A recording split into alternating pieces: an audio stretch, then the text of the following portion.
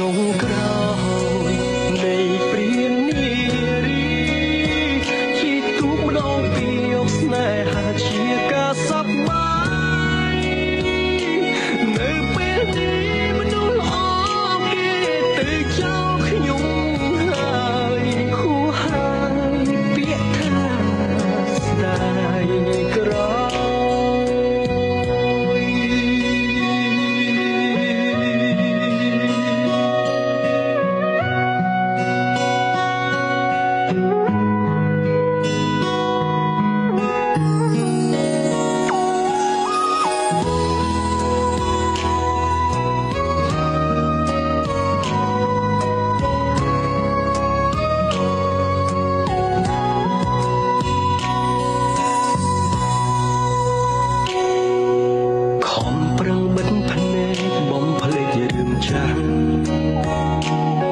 តែនឹកឡើងសែនខ្មាំងអស់មនុស្សស្រី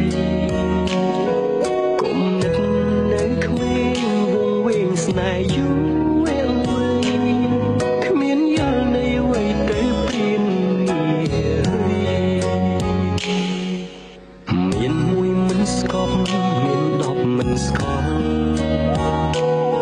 ក្បត់ផិតមិនដែលយល់ពីចិត្តស្រីពេលដែលគ្មានអូនទើបដឹងស្ងួនមានតម្លៃអងវល់លោកីសូមថ្លៃវិលវិញសូមគុំទៅណាចាំបងអងវល់នួនល្អផ្ដល់អោបកាសម្ដងទៀតបានទេក្នុងពេលនេះមិនអាចរស់ដោយគ្មានមានមេ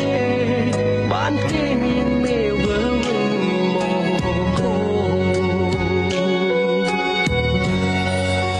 លទ្ធផលចុងក្រោយ